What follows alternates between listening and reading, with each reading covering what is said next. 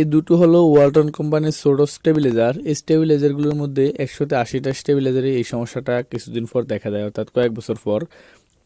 আর এই সমস্যাটার খুব সহজ একটা সমাধান আছে, আর এটা শেয়ার করবো আজকের এই ভিডিওতে। দেখুন, এটাতে টাইমিং উঠতেছে 300 সেকেন্ড থেকে জিরোতে যাবে, তারপর 220 বল দেখাবে। কিন্তু এটা 300 থেকে জিরোতে যাওয়ার পর আবার 300-তে আসবে, আবার জিরোতে যাবে, আবার 300 আসবে, আবার জিরো যাবে। আর ফার্স্টটা দেখুন এস উঠতেছে 300 থেকে নিচে নামার চেষ্টা করতেছে, কিন্তু পারতেছে না। এই সমস্যাটা আপনারা বুঝতে পারছেন। আবার যদি বলি, এটা টাইমিংটা প্রথম থেকে উঠে একেবারে জিরোতে যাবে, আবার টাইমিং আসবে, আবার জিরো যাবে, আবার টাইমিং আসবে। কিন্তু এটার মূলত দরকার ছিল 300 সেকেন্ড থেকে জিরোতে যাওয়ার পর 220 বলে আউটপুট দেওয়া এবং এটা চালু হয়ে যাওয়া, কিন্তু এটা চালু হতে পারে না। এটাতে এই চড়তেছে পাশেরটাতে, আবার কিন্তু 300 সেকেন্ড থেকে 299 এভাবে আসার চেষ্টা করতেছে, কিন্তু পারতেছে না। এই দুটোটার কিন্তু একই সমস্যা, একই সমাধান, একই সিস্টেম সমাধান। আসলে এটার ভিতরে কী কারণে এরকম হয় আপনার সাথে শেয়ার করব। দেখুন, সমস্যাটা আপনাদের সাথে সম্পূর্ণরূপে শেয়ার করি। আমি টাইমিংটা একটু বাড়িয়ে দিচ্ছি, অর্থাৎ স্পিডটা ভিডিওর বাড়িয়ে দিলাম। দেখুন, জিরোতে যাওয়ার পর এটা কী করে 100 সেকেন্ড আসছে।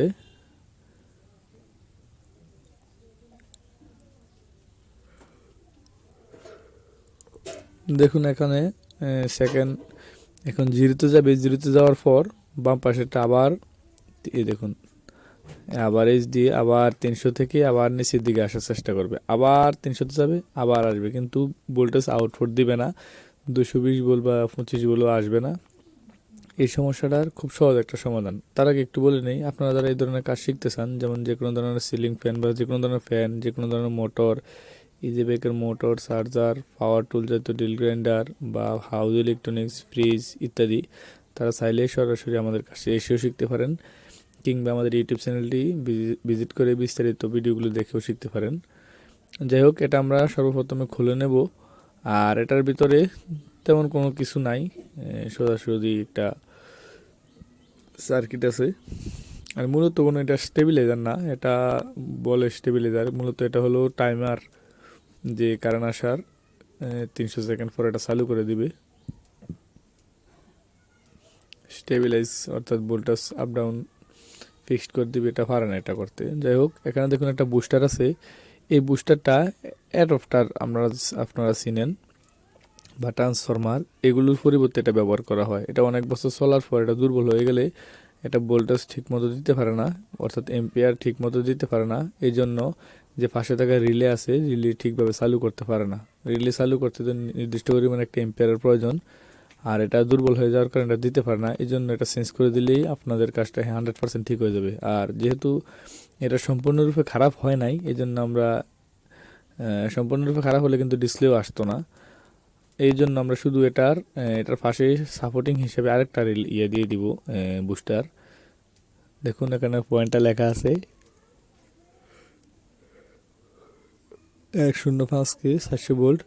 ঠিক এটার পাশে এটার যে পিনগুলো যেখানে লাগানো আছে, দুই সাইডে দুইটা, এই দুই সাইডে দুইটা আমরা সোল্ডারিং করে এই বুস্টারটি লাগিয়ে দিব। তাতে এটা সাপোর্টিং হিসাবে কাজ করবে, একটু হাই এম্পিয়ার দিবে। তাতে আমাদের এই রিলেটা চালু করার মতো শক্তি পাওয়া যাবে। আর রিলেটা চালু করার মতো শক্তি পাওয়া গেলেই এটা আর বন্ধ হবে না। এটার মধ্যে এই সমস্যা,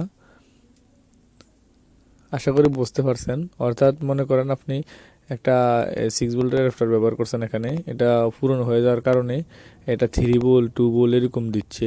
এই কারণে আর রিলেটা চলতে 6 ভোল্টের প্রয়োজন বা 5 ভোল্টের প্রয়োজন। এক্ষেত্রে 2 ভোল্টে তো আর রিলেটাকে চালাতে পারবে না। ডিসপ্লে চালাতে কিন্তু বেশি এম্পিয়ারের প্রয়োজন হয় না, এই জন্য এটা চলে যাচ্ছে। কিন্তু রিলের ক্ষেত্রে এটা অন্যরকম। এই জন্য আমরা বুস্টারটা দেওয়াতে আবার 6 ভোল্টের মতো ভোল্টেজ দিবে। আর এই পাশাপাশি যে আরেকটা সমস্যা দেখালাম আপনাদের, এটাতেও সেম সমস্যা। দেখুন এই সার্কিটটাও আমরা ঠিক করবো, আর বাকিটা ঠিক করে কাছে রেখেছি। এই বুস্টারটা আরেকটা সাপোর্টিং হিসেবে লাগিয়ে দিব। এটার মধ্যে একই সমস্যা। আপনারা যারা এই ধরনের কাজ করেন, এই এই স্টেবিলাইজারগুলো কিন্তু আপনারা ঠিক করতে পারেন, কারণ 100-80টার সমস্যাই এরকম হয়। আমি অনেকগুলো স্টেবিলাইজার ঠিক করছি, একটা ভিডিও শেয়ার করলাম। একটা বুস্টার দিয়ে দিবেন, এটাও 100% ঠিক হয়ে যাবে। আমার এক্সপিরিয়েন্স থেকে বলতেছি আর কি।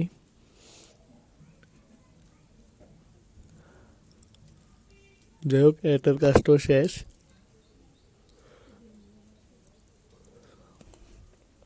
এখন আমরা এটা সেট আপ করে দেবো। দেওয়ার পর আমরা দেখবো যে আসলে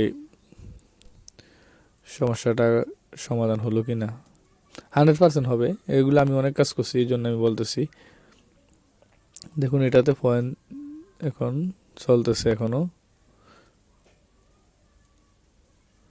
এখন যদি পাশেরটা লাইন দেই তাহলে দোনোটাই ঠিক দেখাবে। দেখুন 299, 95, 94 এভাবে জিরোর মধ্যে এসে যাবে। জিরোর মধ্যে এসে আর কিন্তু এটা আবার 300-তে যাবে না, আবার টাইমিং উঠবে না, কারণ রিলেটা চালানোর মতো এম্পিয়ার আপনার এই দুইটা বুস্টারে মিলিয়ে দিয়ে দিবে, তখন আর রিলেটা বন্ধ হবে না। রিলেটা বন্ধ না হলে কিন্তু আউটপুট ভোল্টেজ দেখাবে। দেখুন এখানে পয়েন্ট কিন্তু আস্তে আস্তে কমতেছে, আর পাশেরটা চালু হয়ে গেছে, 225 ভোল্ট আউটপুট দেখাচ্ছে। বাম পাশেরটা চলতেছে দেখতেছেন। আর এখানে যেহেতু টাইমিং আসতেছে 300 সেকেন্ড, ভিডিও লম্বা হয়ে যাবে, এই জন্য এটাকে এত ক্লিয়ারভাবে দেখানো সম্ভব হয় না, এই জন্য দুঃখিত। আর এত লম্বা ভিডিওতে আপনারা দেখতে চাইবেন না। যাই হোক, আমাদের কাজটি দেখুন, দুটোটাই ওকে হয়ে গেল। একটাতে 221 ভোল্ট আউটপুট আর একটাতে 224 volt. Thank you for watching this video.